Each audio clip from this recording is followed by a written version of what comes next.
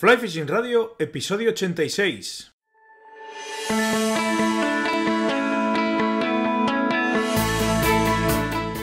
Bienvenidos a un nuevo episodio de Fly Fishing Radio, el primer podcast de pesca con mosca en español. Soy Miquel Coronado y durante la próxima media hora vamos a hablar de pesca con mosca. Esta semana voy a intentar contestar algunas de las consultas y dudas que me habéis ido mandando a través del formulario de contacto de la web. Pero antes de entrar en detalle, a intentar resolver dichas dudas y consultas, quiero recordaros que si queréis venir a pescar conmigo podéis pasaros por waterpeople.com, donde tenéis toda la información de mis salidas guiadas de pesca, donde también tenéis el histórico de episodios de este podcast, el formulario de contacto, etcétera, etcétera, etcétera.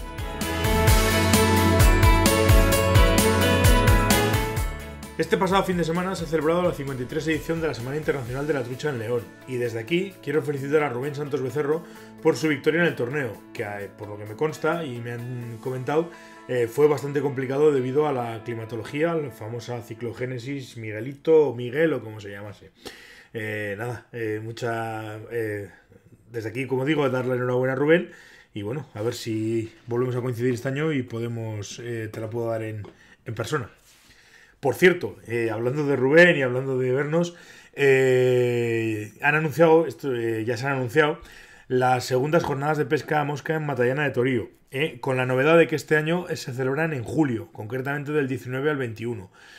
Conforme se vaya acercando el evento y tenga más información, os la iré comunicando. De momento, pues todo lo que sé es eso, que será en julio y que serán del 19 al 21. Y nada más, vamos ya con vuestras dudas y consultas.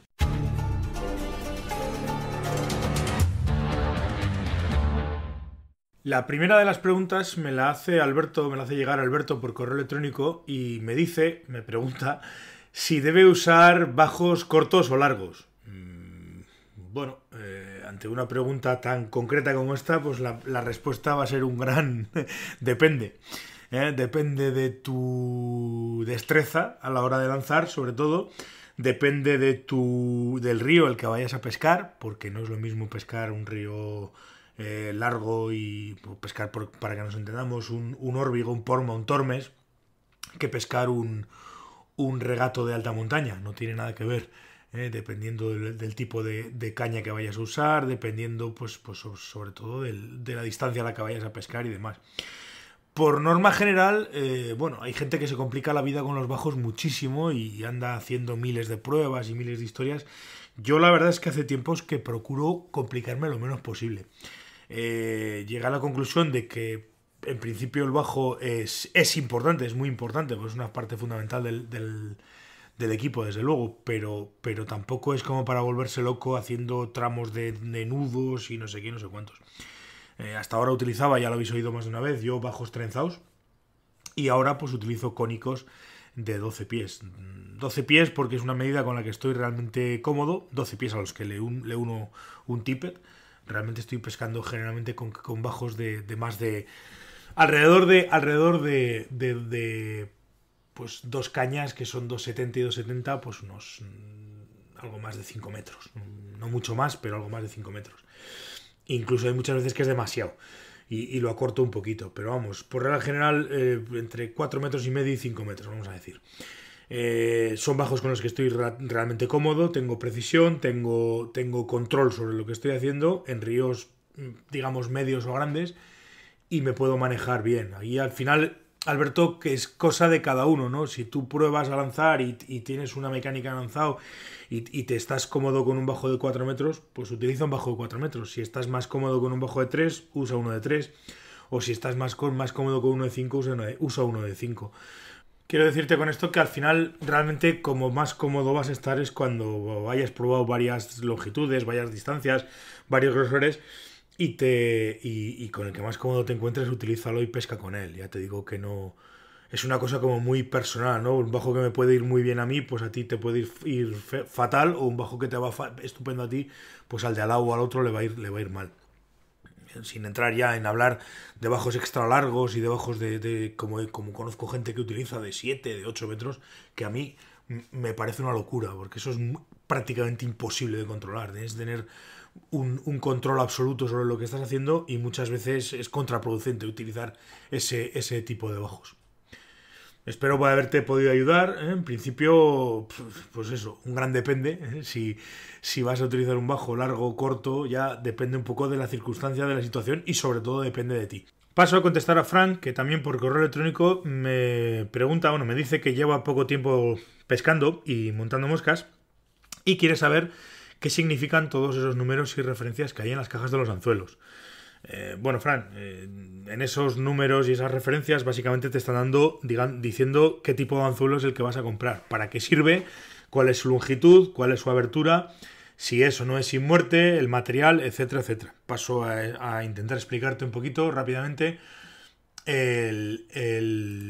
las nomenclaturas, ¿no? Las nomenclaturas de los anzuelos. En principio te vas a poder encontrar en todos los anzuelos. En principio esas referencias te van a hablar del grosor del alambre, del tamaño de la tija, de la forma del anzuelo y de la forma del ojal. Para el grosor del alambre se suele utilizar la nomenclatura H o F. Si son más gruesos de lo normal, se utilizará la H de heavy. 1XH, 2XH, 3XH, 4XH, 5XH, podríamos irnos así hasta el final. Claro, 1XH es una vez más gruesa, 2XH es dos veces más gruesa, 3XH es tres veces más gruesa. Y si son más finos, pues al contrario, 1XF, 2XF, 3XF, F de fine.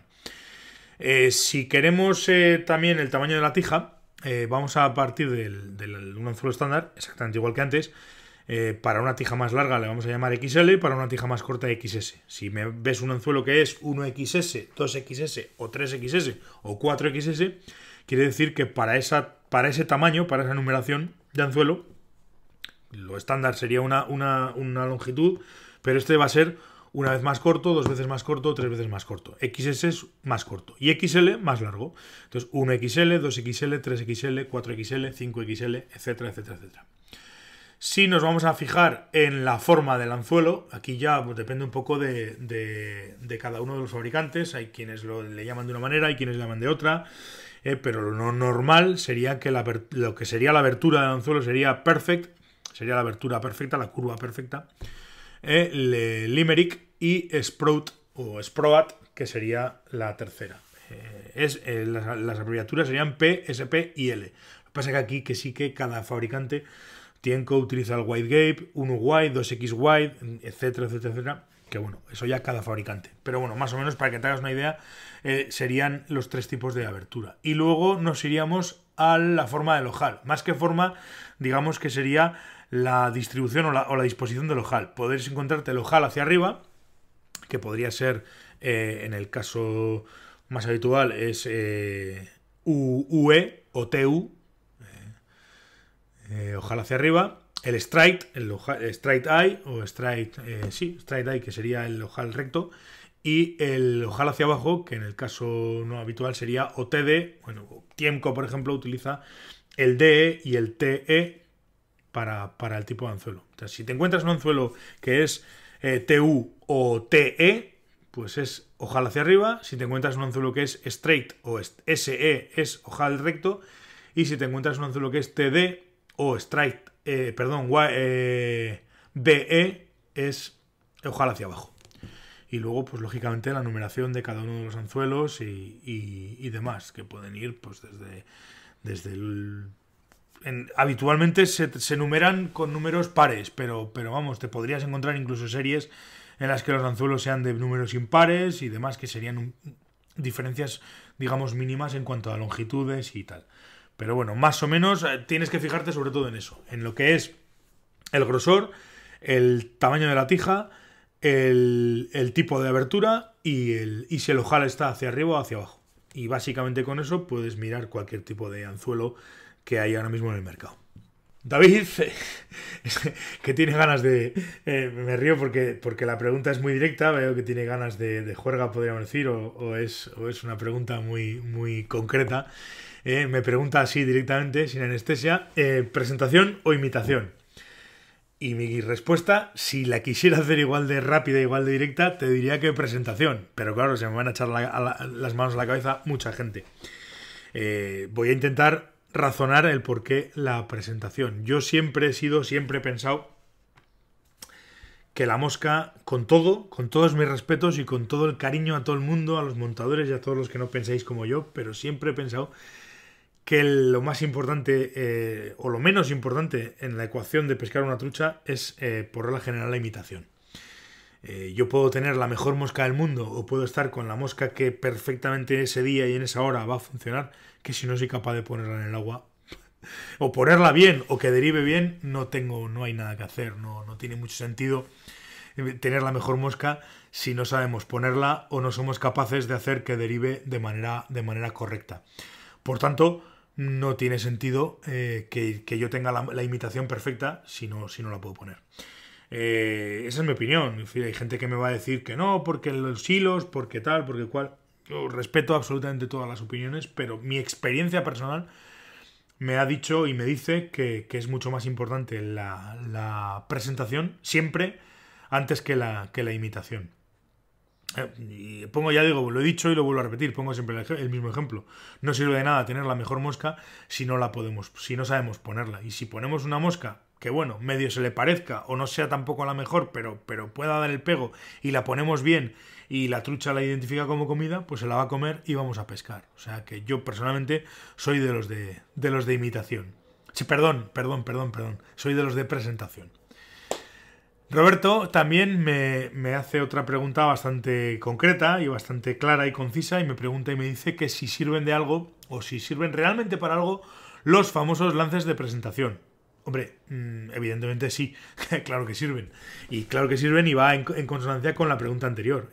Si yo no soy capaz de controlar mi bajo, volviendo a la pregunta primera de Alberto, y no soy capaz de saber que presentar una mosca en condiciones, pues no voy a poder pescar, o la mitad de las veces o muchas veces no voy a poder pescar. Claro que sí, por supuestísimo que los lances de presentación son importantes y sirven para algo. Sirven de entrada para intentar mejorar nuestras derivas. Si somos capaces de controlarlos, sirven para mejorar nuestras derivas y para que la mosca derive de la manera más natural.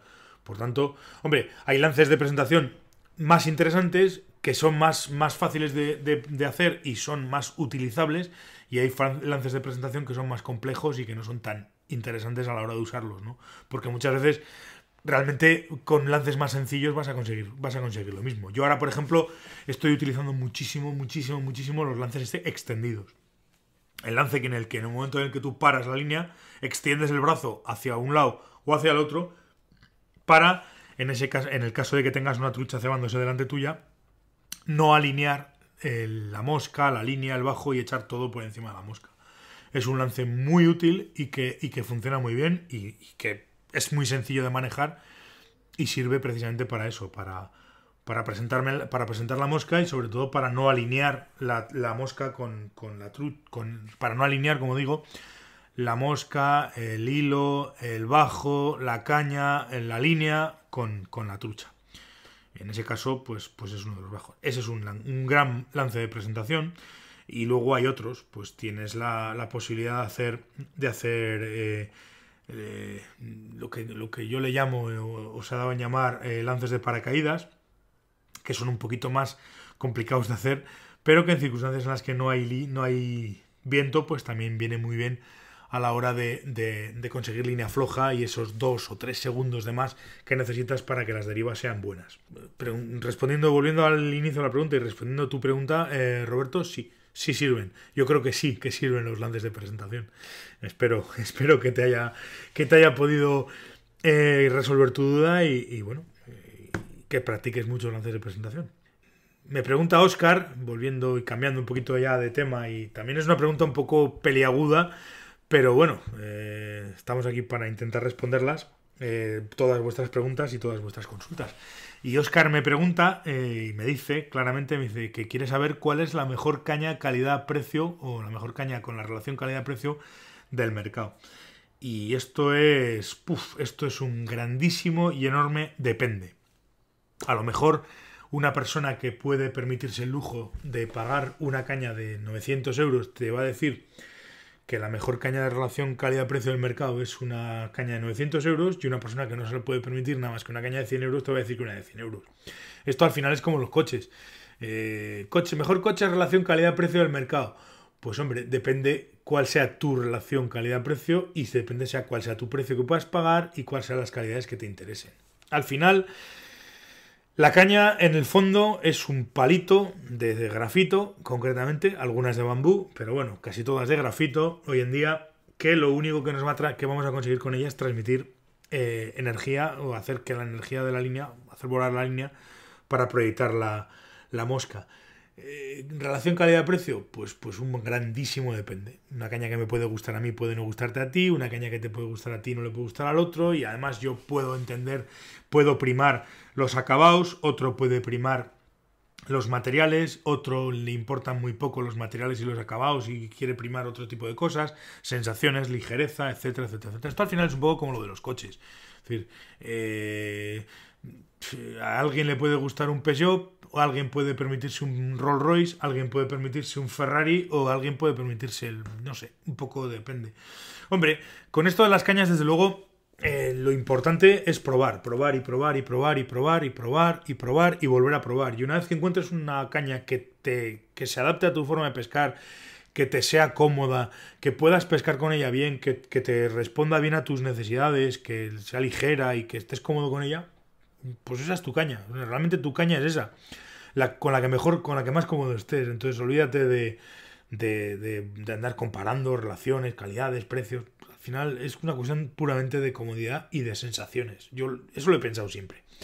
Así que, bueno, pues eso, la mejor caña de calidad-precio del mercado, pues es un gran depende. O por lo menos, bajo mi punto de vista, es un gran depende. Ya siento no ser más específico, pero es que es un poco lo que creo, ¿no? Pues esa es mi opinión.